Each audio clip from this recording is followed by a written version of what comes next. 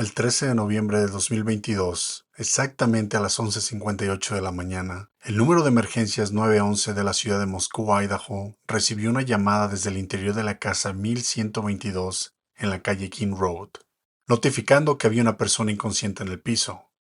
Y la operadora obviamente tomó toda la información necesaria y envió algunas unidades de policía a investigar. Al llegar a la escena, los oficiales identificaron una casa de 3 pisos, al parecer habitada por estudiantes. Y al adentrarse en la vivienda, los oficiales descubrieron que se trataba de algo mucho más grave que una persona inconsciente.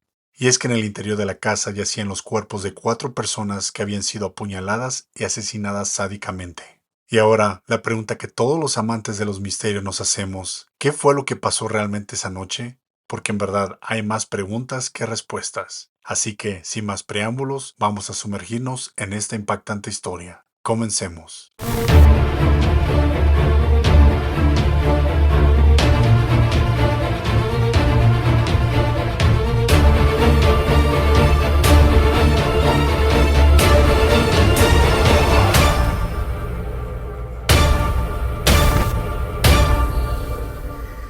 ¿Qué tal amigos? Bienvenidos a Crimen Casi Perfecto. En este espacio revisaremos, analizaremos y comentaremos los crímenes que por su nivel de atrocidad, lo complejo de su investigación y también su inesperado desenlace los convierten en un crimen casi perfecto. Les saluda su amigo Juan y juntos nos trasladaremos al tiempo y lugar en el que los siniestros sucesos ocurrieron.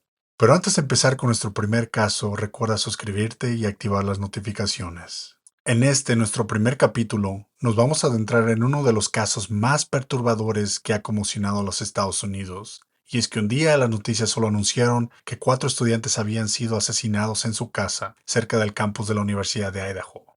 No se sabía exactamente lo que había sucedido. No había testigos, nadie decía nada de las noticias, y sembró un terror y un pánico masivo en la ciudad de Moscú, Idaho. Cabe recordar que este caso aún se encuentra bajo investigación y aún falta mucha información por salir a la luz. Así que lo que yo les estoy contando es tal vez un 50% de lo que pasó. Así que vamos a esperar por el resto de la información y ya saben, en cuanto la tenga, la estaré publicando por aquí. Y también, antes de empezar, me gustaría aclarar que el sospechoso que se encuentra bajo arresto, según la ley de los Estados Unidos, es inocente hasta que se demuestre lo contrario. Así que abróchense los cinturones y prepárense para un viaje inquietante en el que desentrañaremos los sombríos detalles de esa sangrienta noche y también el enigmático sospechoso detrás de este crimen casi perfecto. Y bueno, el 13 de noviembre del 2022, exactamente a las 11:58 de la mañana, el número de emergencias 911 de Moscú, Idaho, recibió una llamada desde el interior de la casa 1122 en la calle King Road, notificando que había una persona inconsciente en el piso. Y obviamente la operadora tomó la información necesaria y envió algunas unidades a investigar. Al llegar a la escena, los oficiales identificaron una casa de 3 pisos, al parecer habitada por estudiantes. Y al adentrarse en la vivienda, expectantes los oficiales, descubrieron que se trataba de algo mucho más grave que una persona inconsciente. Y es que en el interior de la vivienda yacían los cuerpos de 4 personas que habían sido apuñaladas y asesinadas sádicamente. La brutalidad de la escena desató una movilización masiva de detectives forenses y hasta la policía estatal. Pero bueno, para que tengan una idea, la ciudad de Moscú, Idaho, tiene aproximadamente unos 27,000 habitantes y su índice de criminalidad es muy bajo en comparación con otras ciudades del país. Y obviamente para la policía de una comunidad de ese tamaño, encontrarse con una escena de crimen así fue impactante y sobre todo aterrador. Después de este descubrimiento, la Universidad de Idaho envió una alerta a todos los estudiantes notificando que un homicidio había ocurrido cerca del campus. También les recomendaron quedarse en sus casas y estar atentos ya que no tenían ninguna información sobre quién podría ser el sospechoso. Y en ese momento, pues solo se conocían unos pocos detalles, lo que alarmó a la comunidad estudiantil y a los residentes de Idaho.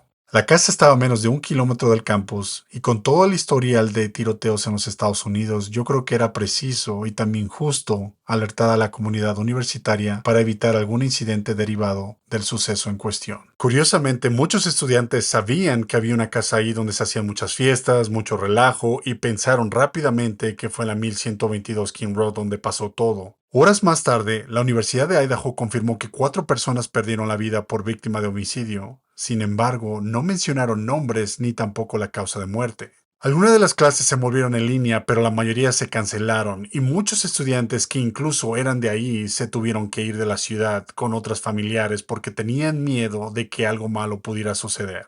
El día transcurrió y alrededor de las 3:46 de la tarde, la Universidad de Idaho envió otra alerta notificando que, según el reporte de la policía de Moscú, no había una amenaza activa. Sin embargo, recalcaron que los estudiantes debían continuar atentos a futuros avisos de las autoridades. El 14 de noviembre de 2022 se revelaron los nombres de los estudiantes fallecidos. Mason Mogen, de 21 años, estudiante de la carrera de marketing; Kaylee González, de 21 años, estudiante de estudios generales; Sana Kernodle, de 20 años, estudiante también de la carrera de marketing; y por último, Ethan Chapin, de 20 años, estudiante de la carrera de gestión y administración del deporte. Las cuatro víctimas tenían un futuro prometedor por delante, pero sus vidas fueron arrebatadas de una manera muy trágica. En ese momento había más preguntas que respuestas sobre lo que sucedió. Algo que también causó mucho desconcierto fue que hubo dos sobrevivientes, bueno, digamos que tres: Bethany Funk, Dylan Mortensen y Murphy, el perro de Kaylee, que por cierto ella compartía con su exnovio Jack. Kaylee de hecho ya se había mudado de la casa y solo fue a visitar a sus amigos ese fin de semana antes de mudarse a Texas para su nuevo trabajo. Y por último Ethan, que tampoco vivía en la casa, simplemente solo se iba a quedar de vez en cuando con su novia Shanna y también para pasarla con sus amigos. También mencionaron que aún no se había recuperado ningún arma relacionada con la escena del crimen, no había señales de que los accesos a la vivienda hubieran sido forzados y lo peor de todo, que no había sospechosos ni arrestos. También informaron que las autopsias se realizarían ese mismo día y que los forenses tratarían de desarrollar una posible teoría basada en las evidencias recolectadas. Por el momento, también se determinó que fue un ataque dirigido, pero no se descartó la posibilidad de que la comunidad estuviera en peligro. También exhortaron a los habitantes a mantenerse alertas y a reportar cualquier actividad sospechosa. Algo que también llamó mi atención, y seguramente también ustedes ya se percataron de ese detalle, fue de que no había señales de puertas o ventanas dañadas como indicio de que hubiesen sido forzadas para entrar. Eso hizo preguntarme, ¿será que el sospechoso conocía la casa? ¿O quién más tendría acceso? ¿O realmente cómo entró el sospechoso, no? O tal vez alguna de las puertas o ventanas estaba abierta. Independientemente de eso también, o sea, la pregunta sigue siendo, ¿por qué alguien cometería un crimen tan horrendo? Unos días después, se realizaron vigilias en la Universidad de Idaho para recordar a los cuatro estudiantes, lo que trajo muchas lágrimas, llanto y preocupación, pero también mucha frustración por la falta de respuestas. 3 días después, el 16 de noviembre, la policía de Moscú dio una conferencia de prensa anunciando que varios departamentos de policía estarían involucrados en la investigación. ¿En qué creen? Pues tenían un invitado especial, el FBI. El 17 de noviembre de 2022, por fin se revelaron los reportes de la autopsia, determinando que la causa de muerte fue apuñalamiento y que no hubo ningún rastro de abuso sexual. También se indicó que el cuchillo utilizado no era un cuchillo pequeño o de bolsillo, sino que se pensaba que era un cuchillo extremadamente grande, capaz de provocar heridas severas. También se aclaró un poco más de lo que había sucedido, donde los cuerpos fueron encontrados, y se dice que Ethan y Shanna fueron encontrados en el cuarto de Shanna ubicada en el segundo piso, mientras que Madison y Kaylee fueron encontrados en uno de los cuartos del tercer piso, y Murphy, el perro de Kaylee, estaba en otra habitación, sano y salvo. Y por último, se indicó que la hora de la muerte fue alrededor de las 2 de la mañana, pero también mencionaron que el reporte de toxicología aún estaba pendiente, lo que me da mucha curiosidad por saber si realmente encontraron algo en los cuerpos de los estudiantes. También el padre de Kaylee en algún momento habló y describió el caso como un homicidio extremadamente brutal, destacando lo grotesco de las heridas. Los oficiales también informaron que había demasiada sangre en los cuartos, tanto en el piso como salpicada por todas partes. Incluso en uno de los cuartos la sangre era tanta que escurría hacia la parte de afuera de la casa. Entonces aquí me pongo a pensar, de acuerdo al reporte preliminar, las dos sobrevivientes dicen que ellos no escucharon nada durante la noche, que simplemente ellas se despertaron, a lo mejor andaban caminando por la casa o lo que sea que estaban haciendo y simplemente vieron a alguien inconsciente en el piso.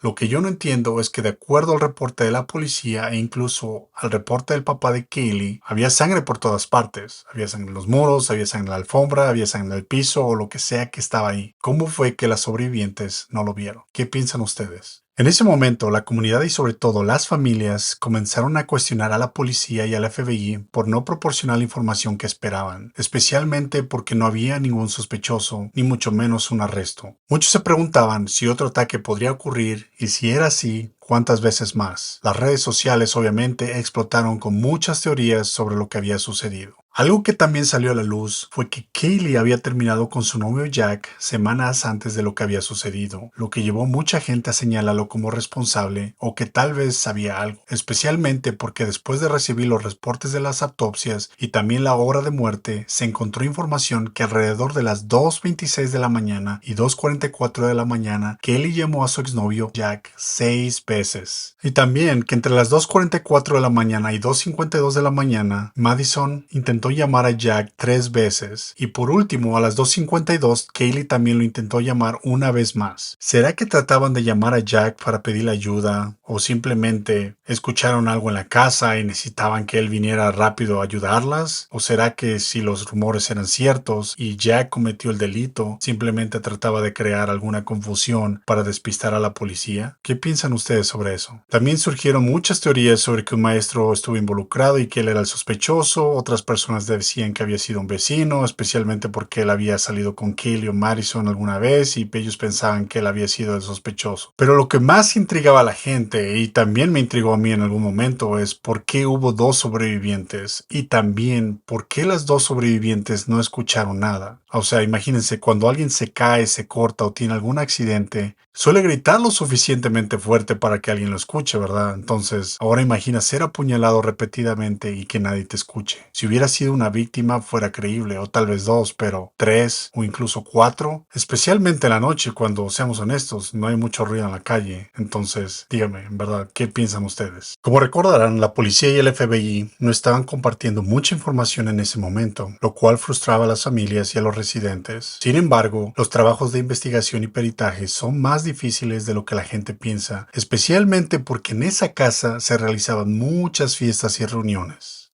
Y también otra cosa que salió a la luz fue que unos días antes de los asesinatos hubo una fiesta, por lo que había mucho ADN en la casa que debía procesarse meticulosamente para saber si alguno de ellos estuvo involucrado en el crimen, lo que hacía que el análisis forense fuera aún más complicado. Y durante todo este proceso también la policía se dio cuenta que ellos ya habían estado en esa casa muchas veces porque varios de los vecinos se habían quejado de que había muchas fiestas, que había alcohol y pues hay que entenderlos, no era una casa de estudiantes universitarios. Quiero pensar que algunos de ustedes cuando estaban en la universidad también hicieron lo mismo, ¿verdad? Pero bueno, o sea, el punto es que esa casa era muy famosa, era muy conocida por muchas personas de la universidad. Entonces me imagino que había mucho ADN ahí. Y por último, algo que comentaron y que confundió a mucha gente es que ellos creían que las dos sobrevivientes no tenían nada que ver con el crimen. Y mientras todo esto sucedía, las autoridades también ampliaron la búsqueda de más pistas y posibles evidencias relacionadas con el crimen, analizando cámaras de vigilancia de todos los vecinos y negocios cercanos,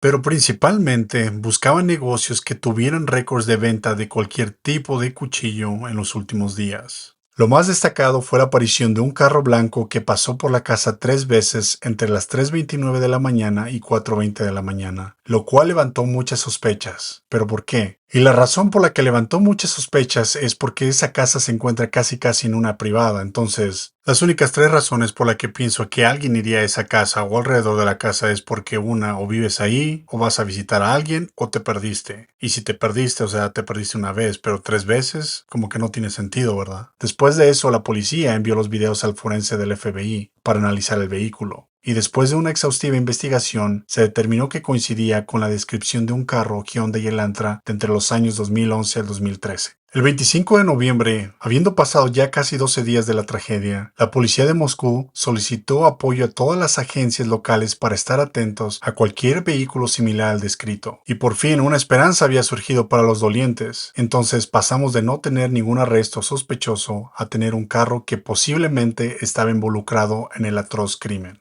También durante ese tiempo la policía realizó numerosas entrevistas y recibió información anónima, aunque pues obviamente no todo resultaba relevante para la investigación. También se aseguraron de mantener la calle King Road vigilada para preservar cualquier evidencia y durante ese proceso se creó una teoría de que el cuchillo utilizado en el crimen era de estilo militar, lo que levantó más preguntas como si era alguien que tal vez pertenecía a las Fuerzas Armadas o la policía. Muchas personas en las redes sociales empezaron a poner fotos de posibles cuchillos que habían sido utilizados y algo en lo que la gente coincidía, y quiero pensar que también la policía, es que el cuchillo que fue utilizado era similar al que utilizaba Rambo, ya que como el forense lo dijo, las heridas fueron muy grotescas, lo que tal vez confirmaba que el cuchillo utilizado era muy grande. Y bueno, a pesar de los avances en la investigación, la frustración de la comunidad crecía y los padres de Kelly también reportaron un detalle muy revelador. Y es que ella había mencionado en varias ocasiones que sentía que alguien la estaba siguiendo o que la estaban stalkeando, aunque ella realmente nunca le puso mucha atención o lo reportó a la policía, y solo se quedó entre ellos. También hubo un comentario de una persona de una tienda donde vendían cigarros y cosas para fumar, y esta persona comentó que un día Kaylee fue a comprar a la tienda y por alguna razón le estaba platicando que sentía que alguien le estaba siguiendo o le estaba stalkeando. Entonces como que ahí ya hay otra prueba, ¿no? De que a lo mejor algo estaba pasando. Y bueno, creo que después de estas dos declaraciones, como que este caso empieza a tener un poco más de sentido. ¿Qué piensan ustedes? Después de un sigilio de 2 semanas, el 7 de diciembre de 2022, la policía solicitó la ayuda del público para identificar al dueño del carro Hyundai Elantra, ya que creían que la persona o personas que se encontraban en el vehículo el día del incidente podrían tener información clave sobre el crimen, aunque no confirmaron si eran sospechosos. Ese mismo día también la policía comenzó a empacar todos los artículos personales de la casa del siniestro para entregarlos a las familias de las víctimas. Unos días después, el 12 de diciembre de 2022, o sea, transcurrido un mes del atroz acto, uno de los capitanes del Departamento de Policía de Moscú aclaró un poco más el motivo por el cual estaban buscando al dueño del carro Elantra.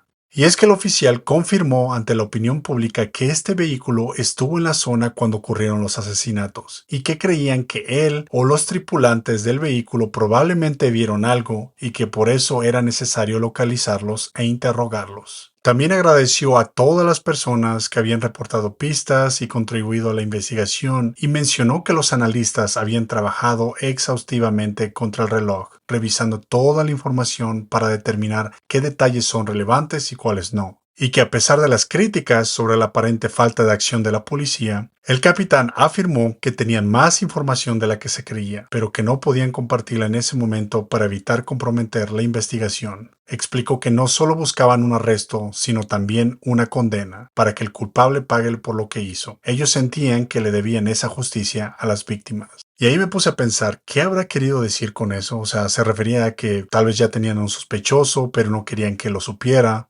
O tal vez que si el sospechoso supiera que ellos están tras de él, puede hacer que él dejara la ciudad, el estado o él incluso el país. O también para que pensara que no sería atrapado. Creo que tenía sentido, ¿no? Pero, ¿qué creen? Mientras la gente seguía enviando pistas, haciendo llamadas anónimas, hablando en las noticias, sacando muchas teorías en las redes sociales, la policía siempre supo lo que realmente estaba pasando. Y precisamente por eso no revelaron nada para evitar comprometer la investigación. Pero, ¿por qué tanto misterio? O sea, también para que se den una idea, el sistema judicial de los Estados Unidos es muy diferente al de otros países. La policía necesita tener suficientes pruebas para realizar un arresto y presentar cargos contra un acusado. De lo contrario, existe el riesgo de que, aunque sea culpable, salga libre bajo fianza o incluso sin fianza debido a la falta de pruebas y huya. Por eso la policía tenía que trabajar meticulosamente para asegurarse de que su plan funcionara, especialmente en crímenes abruptos como este, en el que hubo 4 decesos y en un estado donde el castigo máximo es la pena de muerte. Y bueno, después de tanta espera, la policía de Moscú y el FBI anunciaron algo muy importante. La mañana del 30 de diciembre de 2022 se anunció el arresto de Brian Christopher Kohberger como sospechoso de los asesinatos de los 4 estudiantes de la Universidad de Idaho. Lo más curioso fue que el arresto no se realizó en la ciudad de Moscú, sino en Albertsville, Pensilvania, a más de 4.000 kilómetros de distancia. El sospechoso Brian se encontraba en la casa de sus padres. El arresto se dio en la madrugada del viernes 30 a la 1:15 de la mañana por la policía y el SWAT. Y de acuerdo a algunos reportes que no son oficiales, él fue encontrado en la cocina en shorts y usando guantes de látex, poniendo su basura personal en bolsas separadas a las de su casa. Y una de las pocas cosas que dijo fue, ¿alguien más fue arrestado? O sea, ¿qué piensan sobre eso? Posteriormente, fue oficialmente acusado de homicidio en primer grado de 4 personas y de robo con allanamiento con intención de cometer un crimen. El arresto de Kohberger fue posible gracias a la colaboración entre la policía local y el FBI. Después de su captura, Bryan fue trasladado a la correccional del condado de Monroe, Pensilvania, donde quedó detenido hasta su extradición a la ciudad de Moscú, Idaho. Mientras tanto, el mismo día, investigadores del FBI fueron vistos saliendo del apartamento de Bryan en Pullman, Washington, cargando cajas con posible evidencia. También se recolectó evidencia en la casa de los padres de Bryan y se encontró el carro blanco estacionado. El día 3 de enero de 2023, un nuevo año había comenzado y el destino de Bryan Kohberger estaba por decidirse. Y es que se realizó la audiencia de extradición, donde se decidiría si apelaría o aceptaría el traslado a Idaho. Sin embargo, Bryan curiosamente renunció a su derecho de apelar la decisión y fue transferido por su voluntad a la ciudad de Moscú, Idaho, a donde arribó la tarde del 4 de enero de 2023. En una de las entrevistas que se le hicieron al abogado de Bryan, que lo estaba representando en Pensilvania, era de qué pensaba Bryan acerca de todo lo que estaba sucediendo. De acuerdo a Bryan, él estaba ansioso por ser exonerado de todos estos cargos y quería solucionarlos lo más pronto posible. Cuando leí eso me hizo pensar que si en verdad él había cometido esos delitos, o sea, si la policía había encontrado al hombre incorrecto, o si simplemente estaba siendo arrogante y él pensaba que podría salir libre de todo esto. ¿Qué piensan ustedes? Pero hagamos una pausa aquí. Ustedes como yo también deben estarse preguntando, ¿qué tiene que ver Idaho, Pensilvania y ahora Washington? ¿No está muy lejos entre sí? Ahora, si es considerado sospechoso, ustedes se preguntarán, ¿cómo llegó a Idaho o qué hacía ahí? Y bueno amigos, pues prepárense, abróchense los cinturones porque lo que les voy a decir los va a dejar con la boca abierta. Bryan Christopher Kohberger, de 28 años, originario de Pensilvania, no era cualquier persona. Él era un estudiante de doctorado en criminología en la Universidad Estatal de Washington. ¿Pueden creerlo? O sea, estaríamos hablando de una mente maestra en el arte criminal. También obtuvo una licenciatura en psicología en el 2020 y una maestría en el 2022 en Criminal Justice. Lo más sorprendente es que la universidad en la que él hacía su doctorado está a más o menos de 15 kilómetros de la Universidad de Idaho, o sea, aproximadamente unos 15 minutos en coche. Y bueno, un poco acerca de su familia, pues su padre trabajaba en mantenimiento y su madre en una escuela del área. Algo interesante también es que sus dos hermanas son consejeras o algo así tipo trabajadores sociales y él es un estudiante de criminología. Alguna vez escuché un comentario de que si hay muchas personas en la familia que estudian ese tipo de carreras, quiere decir que hay algún problema interno en esa familia, pero no lo sé, a lo mejor es solo coincidencia o creencia, pero díganme ustedes qué piensan de eso. ¿Y qué más sabemos? Pues es que en el verano del 2022, Bryan se mudó al estado de Washington para comenzar su doctorado en la Universidad Estatal de Washington, en Pullman. 9 días antes de su arresto había completado su primer semestre y también durante ese tiempo él trabajaba como asistente de profesor impartiendo clases en la universidad. Conforme avanzaba la investigación, la opinión pública comenzó a dividirse y es que las personas empezaron a tomar postura respecto al acusado. Algunos lo defendían, mientras que otros lo atacaban. Lo que más llamó la atención fue la cantidad de comentarios negativos sobre él.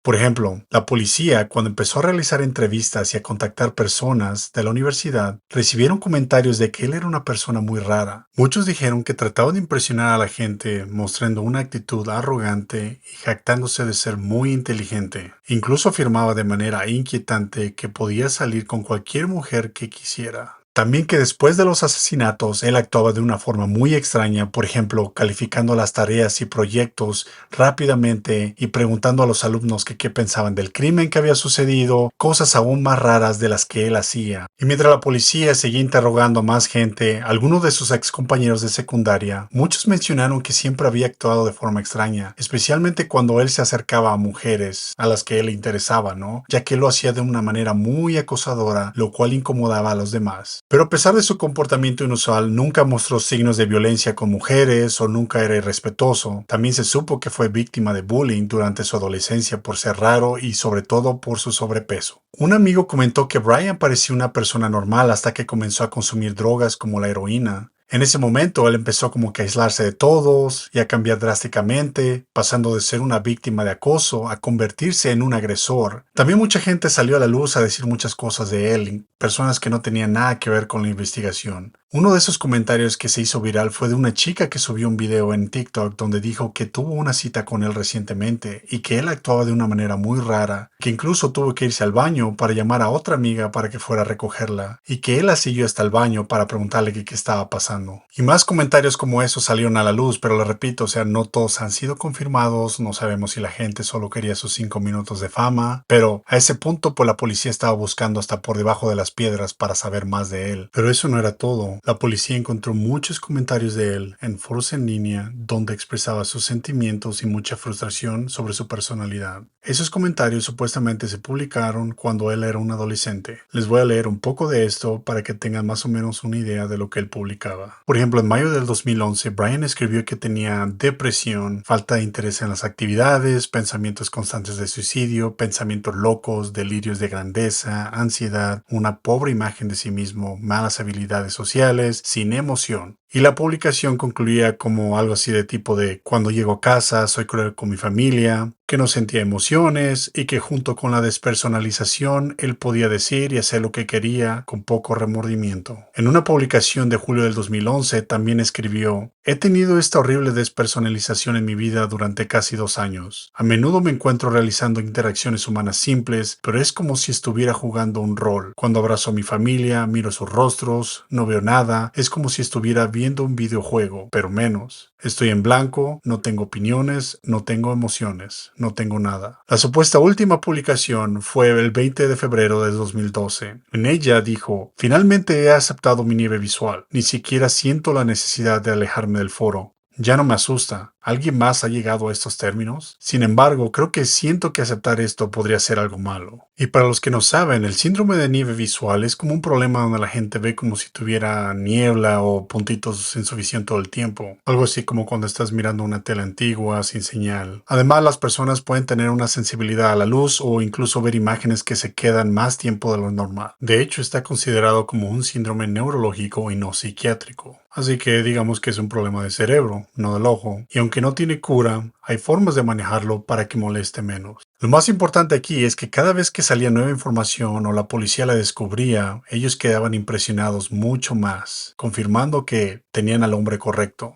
Otra cosa que llamó la atención es que mientras él cursaba la carrera de psicología, Brian mostró un interés particular en la psicología criminal. Incluso realizó una encuesta en línea supuestamente aprobada por la universidad, en las que él hacía preguntas específicas a personas que habían cometido ofensas criminales. Su objetivo era comprender la psicología detrás de sus pensamientos y sentimientos durante la comisión del crimen. Algunas de las preguntas de la encuesta eran: ¿cuál fue el primer paso que diste para lograr tu objetivo? Por favor, detalla cualquier pensamiento y sentimiento que tuviste en ese momento. ¿Por qué elegiste a esa víctima o objetivo en lugar de otros? Después de cometer el crimen, ¿qué estabas pensando y sintiendo? Después de llegar al lugar, ¿qué pasos seguiste antes de localizar a la víctima o al objetivo, persona u objeto? Por favor, detalla tus pensamientos y sentimientos. ¿Te preparaste para el crimen antes de salir de tu casa? Por favor, detalla en qué estabas pensando y cómo te sentías en ese momento. En verdad, después de leer todas esas preguntas, la única cosa que pude pensar es: ¿será que a lo mejor él estaba pensando en cometer algún crimen en algún momento y a lo mejor quería un poco de ayuda de alguien con experiencia? Otra cosa muy importante que descubrió la policía es que Brian intentó postularse para una pasantía con el Departamento de Policía de Pullman, Washington,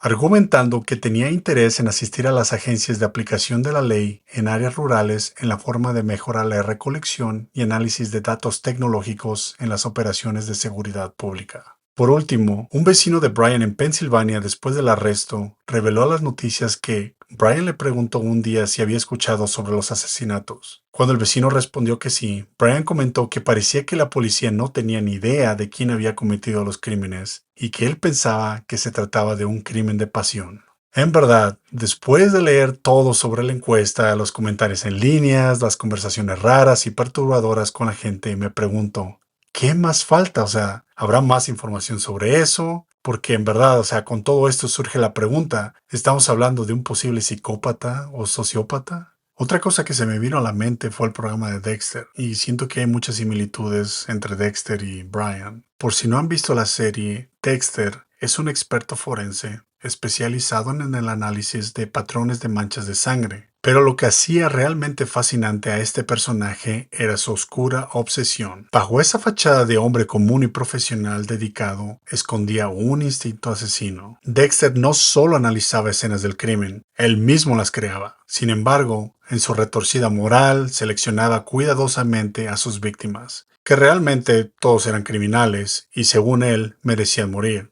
Lo más intrigante era cómo ejecutaba estos asesinatos. Cada detalle era planeado con una precisión quirúrgica. Nada se dejaba al azar, ni una sola huella quedaba atrás. Obviamente después, por cosas personales y un montón de cosas que pasaron en la serie, pues obviamente cayó, ¿no? Cometió un error. Pero bueno, o sea, el punto es que a lo mejor él quiso entrar con la policía para tal vez entender cómo funcionaba el sistema desde adentro, encontrar algún tipo de control o tal vez esconderse detrás de la autoridad. Aunque la realidad muchas veces supera la ficción, las coincidencias entre estas historias hacen que nos preguntemos hasta qué punto un interés en lo forense puede cruzar la línea hacia la obsesión. El día 5 de enero del 2023, Brian hizo su primera aparición en el tribunal de Moscú, Idaho. Ese día se le leyeron los cargos por los asesinatos de cada estudiante. El juez también declaró que cada víctima fue apuñalada y asesinada con premeditación, con malicia y deliberación. Las familias de los estudiantes estuvieron presentes y, como era de esperarse, hubo lágrimas y enojo al escuchar los nombres de sus hijos y al ver al posible asesino en el mismo cuarto.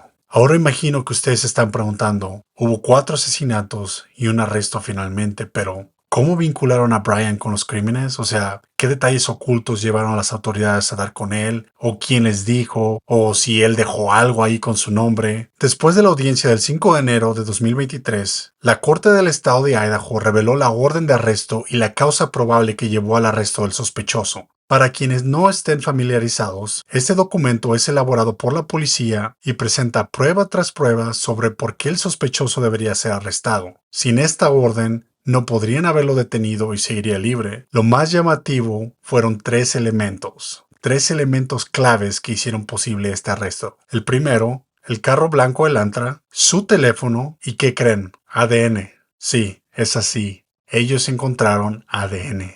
Y bueno, durante la investigación preliminar se mencionó que todos estaban dormidos cuando ocurrieron los asesinatos, ¿verdad? O sea, todas las víctimas, incluso los sobrevivientes. Pero la realidad fue muy diferente y aquí está el paso a paso de cómo se fueron armando las piezas del rompecabezas. La noche anterior, o sea, el 12 de noviembre del 2022, aproximadamente a las 9 de la noche, Ethan y Shanna asistieron a una fiesta en una fraternidad cerca de su casa, que por cierto estaba a solo unos minutos de la residencia, por lo que se cree que pudieron haber regresado caminando. Por eso de las 10 de la noche, Kaylee González y Mason Morgan fueron captadas por cámaras en el The Corner Club, que era un bar local en la ciudad de Moscú. Después, por eso de la 1:30 de la mañana, o sea ya el 13 de noviembre, ellas fueron vistas alrededor de la zona ordenando comida en un carro de comida callejera. Pero aquí surge un problema, y es que el carro de comida, por alguna razón, ellos transmitían en vivo en la página de Twitch de cómo la gente ordenaba la comida y todo eso. Entonces, pero cuando se publicó el video, muchas personas comenzaron a especular que se podía ver claramente a un hombre con sudadera y gorro en la parte de atrás, o sea, estaba parado atrás de ellas. Y en el video también parecía sugerir que el hombre de la sudadera, o sea, el del gorro del que ya habíamos hablado, las estaba siguiendo. Esto provocó muchas teorías de que él era el asesino o la persona que tal vez las llevó a la casa. Después de que ellos obtuvieran su comida, Mason y Kaylee pidieron un taxi. De acuerdo a muchas especulaciones, el taxi había sido de la aplicación de Uber. Sin embargo, fue un taxi privado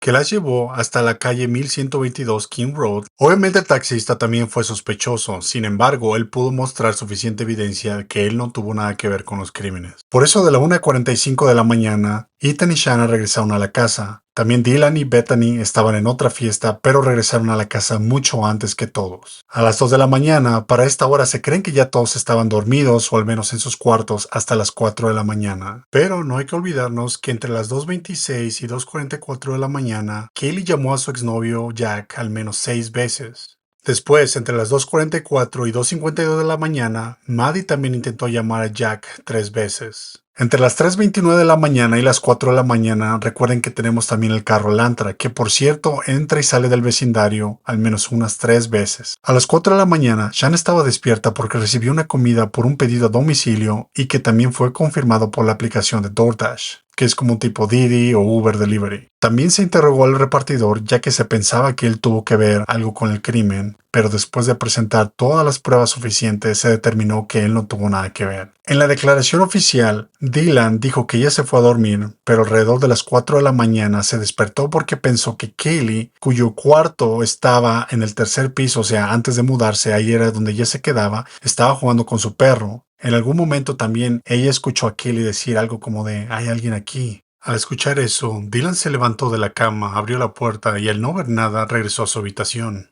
La policía cree que el sonido pudo haber sido causado por el teléfono de Shanna, ya que, de acuerdo a su historial del teléfono, que fue revisado por la policía, indicó que ella estaba usando TikTok aproximadamente a las 4:12 de la mañana. Dylan también relató que después de regresar a la cama, escuchó lo que pensaba era alguien llorando en el cuarto de Shanna. Al abrir la puerta otra vez, o sea, por segunda vez, escuchó la voz de un hombre diciendo, «Todo está bien, yo te voy a ayudar», pero no vio a nadie. Después de eso, ella decide regresar a la cama. Quiero pensar que ella sentía que algo estaba pasando o no sé. Entonces ahí es cuando se levanta por tercera vez, abre la puerta y vio a un hombre vestido de negro con una máscara que le cubría la nariz y boca. Y lo peor es que él estaba caminando hacia ella. Dylan descubrió al hombre como una persona de aproximadamente 5 pies 10 pulgadas, o sea, como 1,78, 1,80, por ahí así. No muy alto, no muy musculoso, pero con un cuerpo atlético y con cejas pobladas. El hombre pasó cerca de Dylan,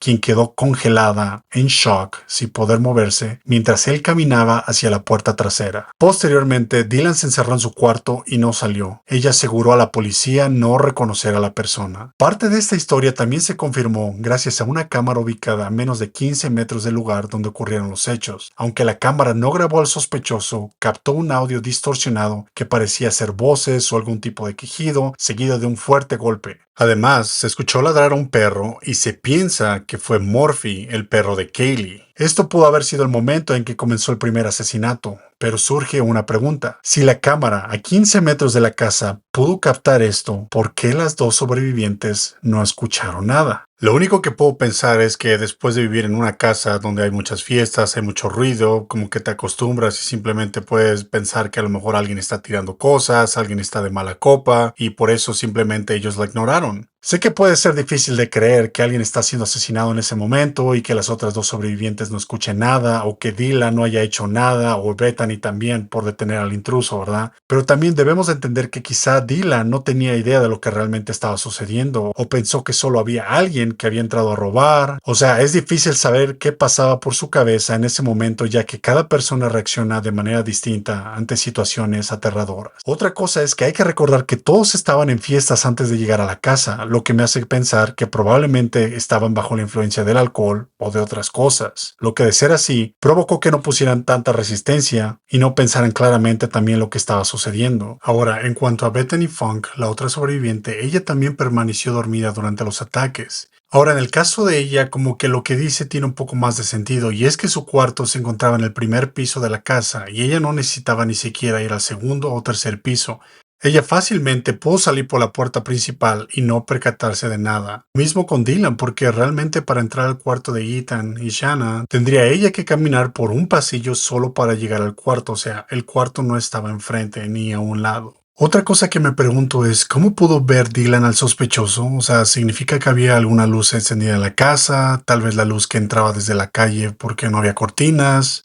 Y si él estaba tan cerca de ella, ¿por qué no la atacó también? ¿Será que estaba demasiado cansado después de asesinar a 4 personas y solamente decidió ignorarla? ¿O quizá Dylan solo entreabrió la puerta para espiar y lo vio sin que él se diera cuenta? O sea, ¿ustedes qué piensan? Todo este caso ha sido un misterio, o sea, un completo misterio, y también lo que lo hace complicado es el diseño de la casa, y se los voy a explicar un poco para que entiendan. La casa tenía 3 pisos y un total de 6 habitaciones. En el primer piso, inicialmente se quedaban Bethany y Dylan. Sin embargo, por alguna razón, Dylan se movió al segundo piso, dejando a Bethany sola. El otro cuarto quedó vacío ya que la persona que lo rentaba ya había terminado su semestre. Entonces Dylan compartía el segundo piso con Shanna, quien estaba en el otro extremo, y para llegar a su habitación era necesario caminar por un pasillo. En el segundo piso también se encontraba la cocina, el acceso al patio y la puerta por donde se cree que el sospechoso entró.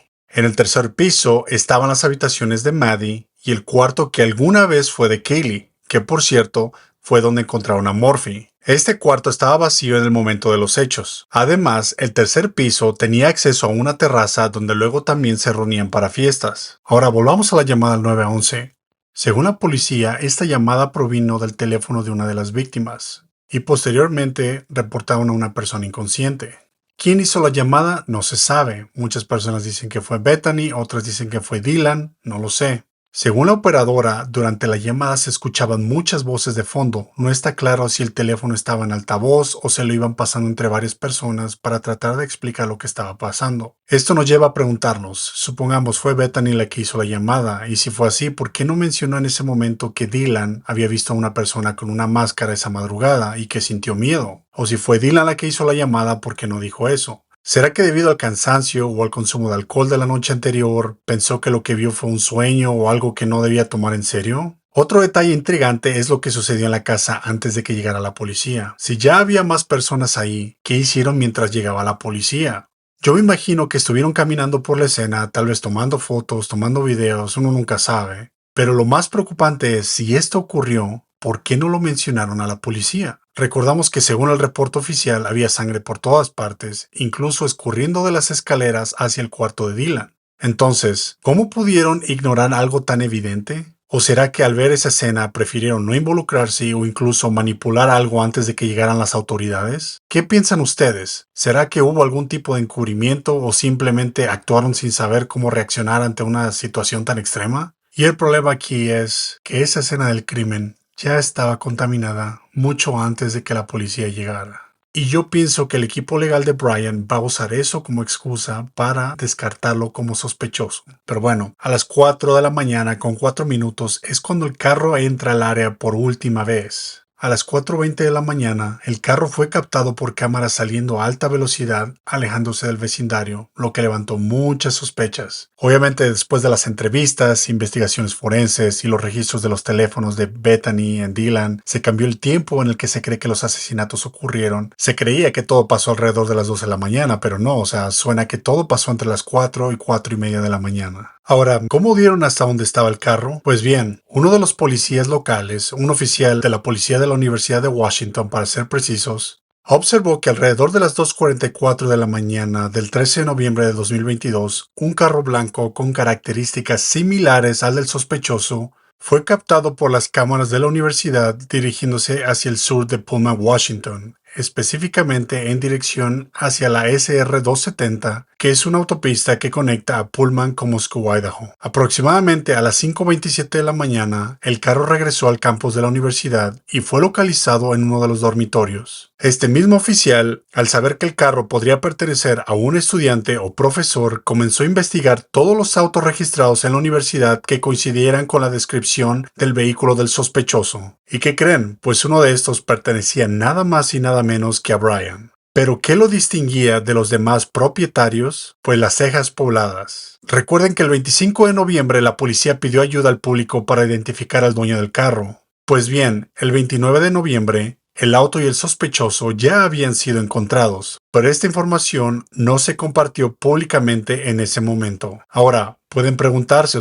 ¿por qué no fue arrestado de inmediato? Como mencioné antes, para obtener una orden de arresto se necesitan pruebas contundentes, suficientes y precisas que la justifiquen y que permitan mantener al sospechoso bajo custodia. La policía decidió seguir investigando para ver a dónde los llevaría la situación. Un dato curioso es que tras más investigaciones se descubrió que Brian había sido detenido por la policía del condado de Leita el 21 de agosto del 2022, o sea, 3 meses antes de los crímenes. Al revisar los reportes se dieron cuenta que la causa fue una parada de tráfico y que él conducía el mismo carro. De hecho, la interacción fue grabada y en ese encuentro, por alguna razón, Brian le dio al oficial de policía su número de teléfono, lo que les permitió tener mucha más información de la que esperarían. Y lo más curioso es que fue cerca de la casa donde posteriormente ocurrieron los asesinatos. Además, el 14 de octubre de 2022, Brian fue detenido nuevamente, pero esta vez en Pullman, Washington, por la policía del campus, y también en esa ocasión conducía el mismo vehículo. Otro dato interesante es que en las imágenes del auto huyendo de la escena del crimen se observó que el vehículo no tenía matrícula frontal. Sin embargo, cuando el auto fue localizado, sí la tenía. Pero esto se debe a que el vehículo originalmente tenía placas de Pensilvania, donde no se requiere una matrícula frontal. 5 días después de los asesinatos, Brian registró el carro en el estado de Washington y tuvo que instalar la matrícula frontal.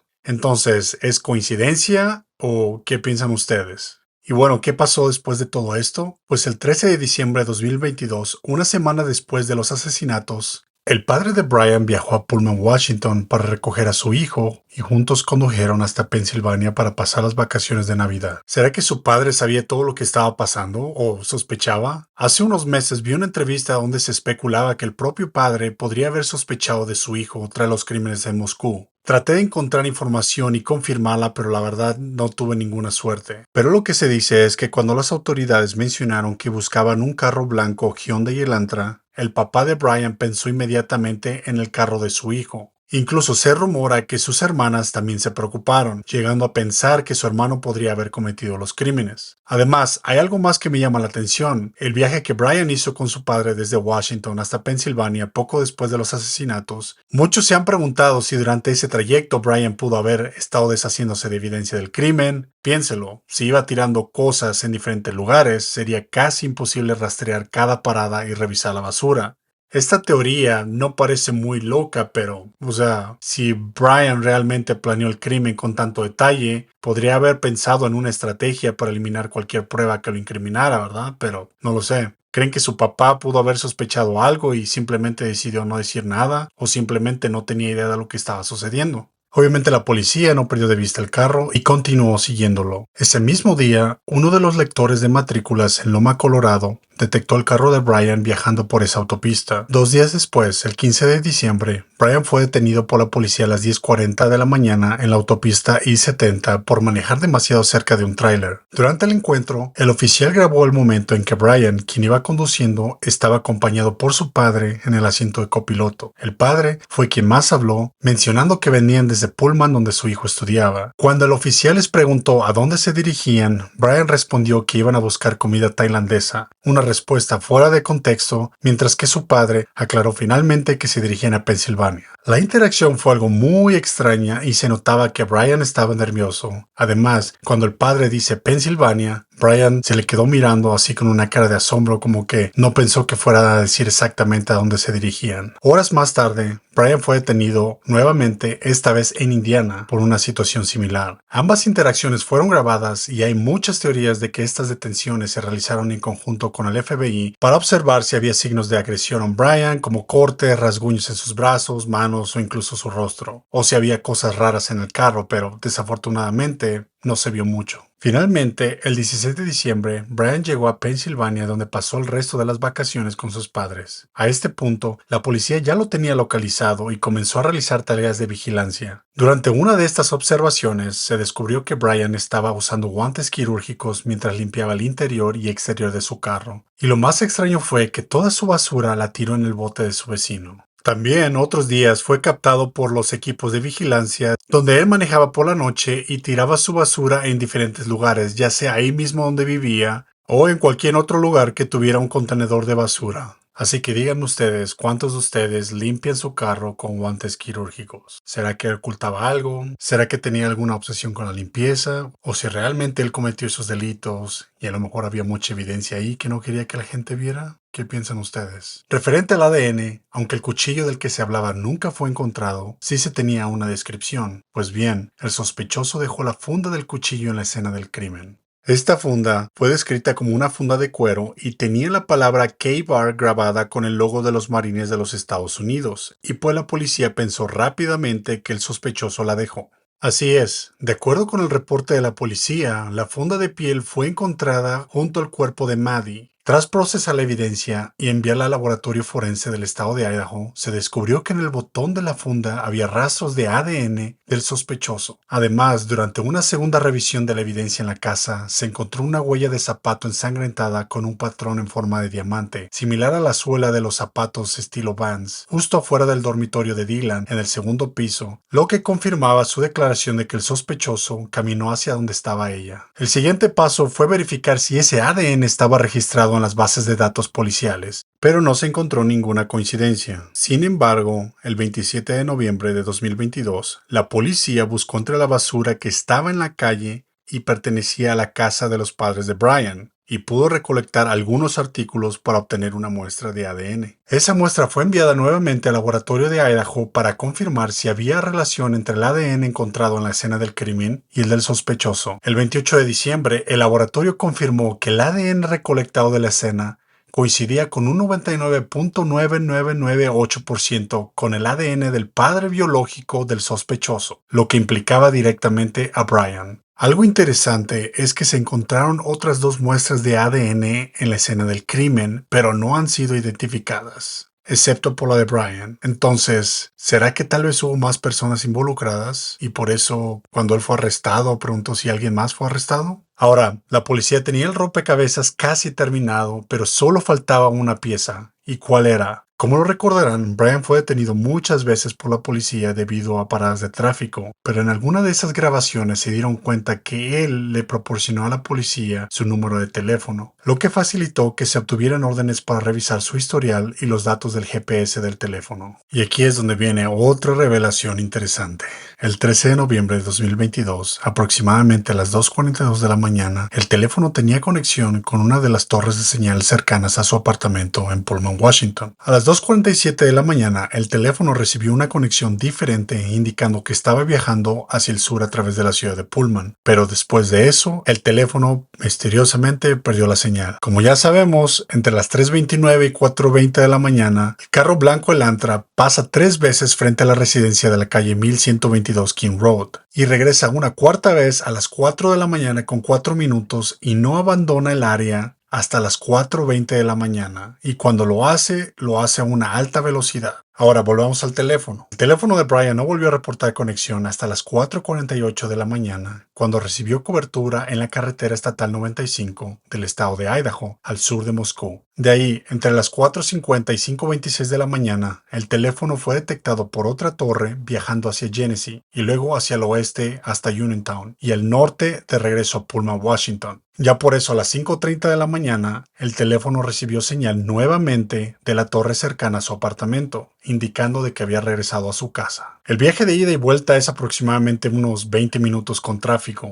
o tal vez menos, especialmente porque era a esas horas de la noche, ¿no? Y también porque tomó la ruta más larga, cuando simplemente pudo haber tomado la misma ruta que tomó al principio, que les repito, es como 20-25 minutos. Pero entonces, ¿por qué tardó tanto en regresar? Estamos hablando que Idaho es un estado mayoritariamente rural, donde hay bosques, parques nacionales, áreas de acampar, lagos, montañas. ¿Será que se detuvo en algún área para deshacerse del cuchillo, o limpiar el carro, o quitarse la ropa? Porque en el carro jamás se encontró ningún rastro de sangre. Lo último y más curioso fue que a las 9 de la mañana el teléfono fue detectado por una torre de señal cercana, indicando que había salido de su apartamento. Luego, a eso de las 9:12 y 9:21 de la mañana, el teléfono fue captado cerca de una torre de señal que cubre específicamente el área de la calle King Road, donde ocurrieron los asesinatos. ¿Qué quiere decir todo eso? O sea, la verdad tengo muchas preguntas, muchas preguntas. Seguramente ustedes también ya van atando cabos. Los movimientos registrados por las torres de señal coinciden con el trayecto del vehículo sospechoso, pero también surge otra pregunta, o sea, ¿por qué regresaría a la escena del crimen? Existen evidencias de que algunos asesinos tienden a regresar a la escena del crimen para observar lo que hicieron,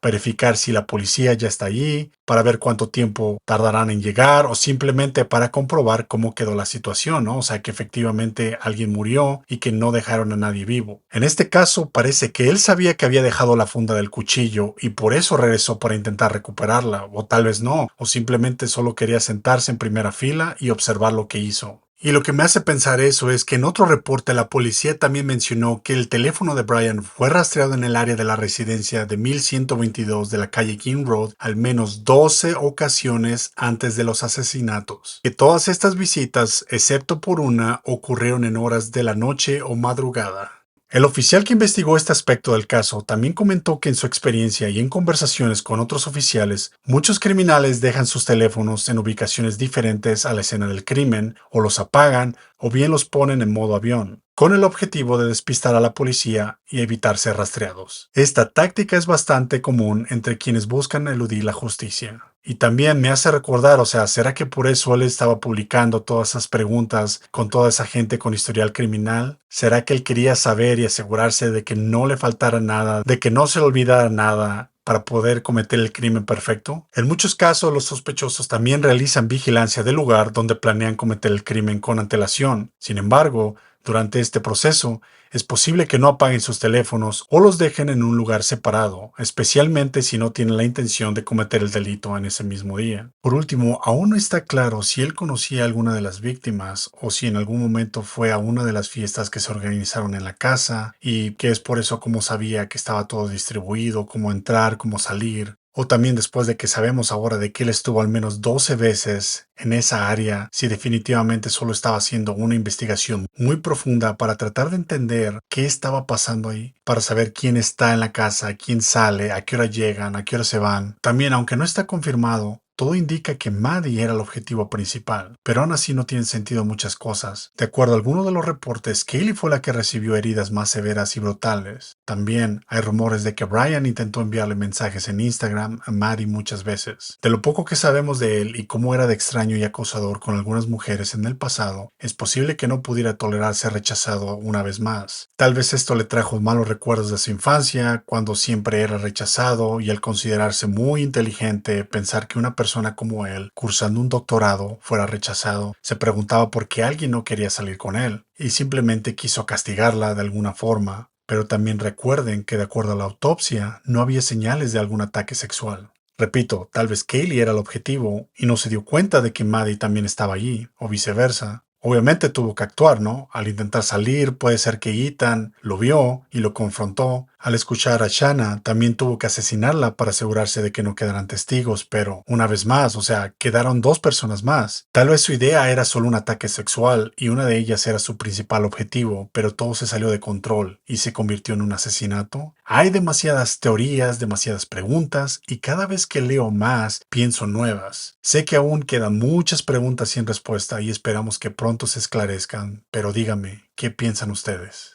Y bueno, mientras Brian seguía bajo arresto, su equipo legal trabajaba en su defensa y tuvieron la oportunidad de ingresar a la casa en la calle King Road. Se dice que tomaron fotos, grabaron videos y recopilaron toda la información posible para entender qué sucedió y me imagino que también para ver la mejor forma de defender a su cliente. Pero entonces ocurrió algo inesperado. Los dueños de la casa decidieron donarla a la Universidad de Idaho y la universidad tomó una decisión drástica. Y es que se anunció que la casa sería demolida. Alguna de las razones es que la universidad intentaba ayudar a la familia y a la comunidad a sanar y a evitar que la casa se convirtiera en un lugar de turismo morboso. También anunciaron que se planeaba construir un jardín conmemorativo para honrar a todas las víctimas. Sin embargo, esta decisión tuvo consecuencias importantes para el caso. En juicios similares, a veces se le permite al jurado visitar el lugar del crimen. Esa visita ayuda a comprender mejor los eventos, a imaginar lo que sucedió y a tomar una decisión más informada. Pero obviamente aquí esa posibilidad desapareció con la demolición. Ahora todo lo que queda son fotos, videos y registros tomados antes de que la casa fuera derribada. Para muchos esta demolición podría considerarse una victoria para la defensa, ya que el jurado no tendrá la oportunidad de experimentar el espacio físico donde ocurrió esta tragedia, algo que podría haberles dado una perspectiva más clara. Y finalmente, el 28 de diciembre de 2023, la casa se derribó. ¿Y qué piensan ustedes? ¿Creen que fue una victoria para la defensa? Hasta hace apenas unas semanas, Brian seguía detenido en la cárcel de Moscú, Idaho, y su derecho de fianza fue rechazado. En una de sus apariciones ante la corte, se le preguntó cómo se declaraba y él respondió no culpable. Algo muy importante que deben de saber es que en Estados Unidos y en otros países muchas personas se autodeclaran culpables para evitar una larga condena, ahorrar tiempo en juicios, abogados, e incluso a veces pueden recibir condenas menores. Sin embargo, en este caso, incluso si Brian se hubiera declarado culpable, el juez le aclaró que debido a la severidad del caso, aún podría enfrentar una condena de cadena perpetua o incluso la pena de muerte. Entonces no hay marcha atrás. Así que si en verdad Brian es inocente, el juicio es su única salvación. Después de los primeros meses de su arresto, su abogada Ann Taylor hizo una jugada magistral. Y es que su equipo realizó encuestas para preguntar a la gente si creían que Brian era inocente o culpable, y la mayoría respondió que era culpable. Con estos resultados, la abogada argumentó que no sería posible conseguir un jurado imparcial en la ciudad de Moscú, ya que la opinión pública ya había prejuzgado al acusado. Citó casos previos como por ejemplo el de Lori Vallow, en los que se tuvo que cambiar el juicio a otra ciudad debido a la gran cobertura mediática y a la influencia de la comunidad. Con estos argumentos solicitó al juez que legalmente se cambiara la ciudad del juicio y finalmente se aprobó, trasladándose a la ciudad de Boise. Esto generó obviamente una gran controversia con muchos comentarios criticando la decisión, alegando que no era justo que se cambiara el lugar del juicio. Y también el juez señaló que no era práctico ni adecuado llevar un juicio tan complejo y con tantas implicaciones en Moscú, ya que la ciudad, pues, la repito, no tenía los recursos necesarios para garantizar una selección adecuada del jurado y también manejar la logística de un juicio de alto perfil. En este sentido, se argumentó que trasladarlo a Boise, una ciudad más grande y con más infraestructura, permitiría un juicio más eficiente y justo tanto para el acusado como para la comunidad en general. Y después de la decisión, Brian fue oficialmente trasladado desde la ciudad de Moscú, Idaho, a la ciudad de Boise, Idaho. En otra jugada magistral, la abogada de Brian, Ann Taylor, decidió apelar la posible pena de muerte, buscando evitar que el fiscal persiguiera esta sentencia extrema. Después de varias semanas de intensas discusiones legales, el 20 de noviembre de 2024, el juez aprobó que el fiscal continuara con su intención de buscar la pena de muerte si Brian era condenado. Esta decisión fue crucial para el futuro del caso, marcando un giro significativo en el proceso judicial y también causando un shock en Brian y su equipo legal. Por el momento, Brian se encuentra detenido en la ciudad de Boise, Idaho, esperando su juicio, que está programado para el 11 de agosto y termina el 7 de noviembre de 2025. Y lo último que me gustaría decirles, y que la verdad pienso que es muy interesante, es que la única coartada que Brian y sus abogados han reportado es que él simplemente estaba manejando en medio de la noche observando estrellas, que era una práctica común que él hacía desde que se mudó a Pullman, Washington, y que de vez en cuando lo hacía para liberar su estrés y que él no tuvo nada que ver con los asesinatos. ¿Creen que haya sido coincidencia? ¿O qué piensan sobre eso? También hay evidencia que se encontró en el apartamento, en el carro y en su casa en Pensilvania, pero la verdad me gustaría ponerlo en otro video para que con detalle a detalle vayamos explicando qué se encontró en cada lugar. Y mientras el juicio se prepara para comenzar, la verdad completa aún parece estar más allá de nuestro alcance. Cada nuevo detalle, cada pieza del rompecabezas solo abre la puerta a nuevas dudas y teorías. Y así, con interrogantes aún abiertas, llegamos al final de nuestro primer episodio. Pero, ¿cómo pudo un asesino dejar tan pocas huellas en la escena del crimen? ¿Es este un caso de crimen casi perfecto o un ejemplo de cómo la justicia puede finalmente alcanzar incluso al más astuto de los criminales? No olviden suscribirse y activar las notificaciones para no perderse ninguna actualización sobre este caso. También los invito a dejar en los comentarios sus conclusiones o teorías propias del caso que hoy revisamos. Manténganse atentos porque en Crimen Casi Perfecto cada episodio trae consigo más preguntas que respuestas. Nos vemos pronto.